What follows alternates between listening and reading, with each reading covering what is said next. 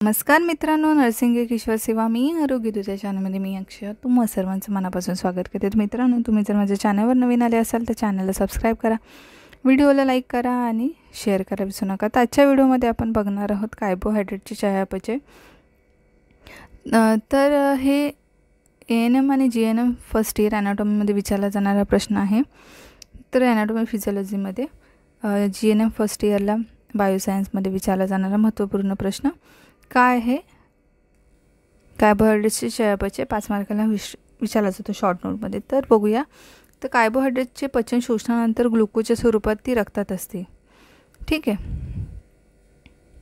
जे कार्बोहायड्रेट्स आहेत पचन आणि शोषणानंतर काय असतं तर ग्लुकोजच्या स्वरूपात ती रक्तात असते। आतड्यांमार्फत शोषून घेतलेली ग्लुकोज जी असते ही रक्तामार्फत सर्व पेशींकडे व त्याच्या भोवतीच्या द्रवामध्ये जाऊन ग्लुकोजचे प्रमाण सगळीकडे सारखे होते। रक्तातील ग्लुकोजचे स्वाभाविक प्रमाण 80 ते 100 मिलीग्राम दर 100 मिली रक्तामध्ये इतके असते।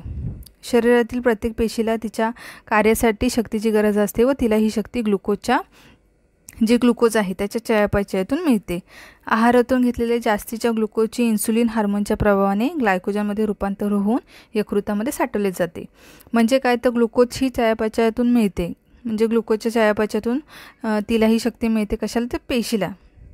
तर आहारातून घेतलेल्या जास्तीच्या ग्लुकोजचे इन्सुलिन हार्मोनच्या प्रभावाने ग्लायकोजनमध्ये रूपांतर होऊन ते यकृतामध्ये ग्लायकोजनच्या रूपामध्ये साठवले जाते। त्यानंतर शरीराच्या गरजेनुसार ग्लायकोजनचे परत ग्लुकोजमध्ये रूपांतर करून ते रक्तात सोडले जाते। यकृताशिवाय अनैच्छिक स्नायूमध्येही जादाचे ग्लुकोज साठवून ठेवले जाते। याहीपेक्षा काय तर शरीरामध्ये ग्लुकोजचे प्रमाण खूपच जास्त झाल्याचे रूपांतर चरबीमध्ये होऊन तिचा साठा त्वचेखाली व इतर ठिकाणी होतो, त्यामुळे वजन वाढते व थुलथुलीत बनते। म्हणजे काय तर याहीपेक्षा शरीरामध्ये ग्लुकोज आहे त्याचं प्रमाण जर जास्त झालं तर त्याचं रूपांतर चरबीमध्ये होऊन तिचा साठा त्वचेखाली व इतर ठिकाणी होतो, त्यामुळे वजन वाढते व ती थुलथुलीत बनते चरबी आणि वजन वाढतं। वजन वाढल्यामुळे तयार होणारे इन्सुलिन जे हार्मोन आहे हे कमी पडू लागते। तर रक्तातील साखरेचे प्रमाण वाढल्यामुळे ती लघवी वाटे बाहेर टाकली जाते। यास अवस्थेत मधुमेह डायबिटीस असे म्हणतात। म्हणजे काय तर वजन वाढल्यामुळे तयार होणारे इन्सुलिन हार्मोन हे कमी पडू लागतं आणि रक्तातील साखरेचे प्रमाण वाढल्यामुळे ती लघवी वाटे बाहेर टाकली जाते। तर अवस्थेस आपण मधुमेह किंवा डायबिटीस असं म्हणतो। कार्बन डायऑक्साईड वायू म्हणजे CO2 पाणी हायड्रोजन हे उत्सर्जक पदार्थ आहेत बाहेर पडतात। हे पदार्थ उष्णता व शक्ती मिळवण्यासाठी पेशीमध्ये ग्लुकोजचे ज्वलन होते व त्यावेळेस उत्सर्जकच्या इंद्रियामार्फत बाहेर टाकले जातात। कार्बन डायऑक्साईड वायू पाणी हे उत्सर्जक पदार्थ बाहेर पडतात। हे पदार्थ उष्णता व शक्ती मिळवण्यासाठी पेशीमध्ये ग्लुकोजचे ज्वलन होते व त्यावेळेस उत्सर्जक इंद्रिय जे आहेत ऑर्गन्स त्याच्यामार्फत आहे ते बाहेर टाकले जातात।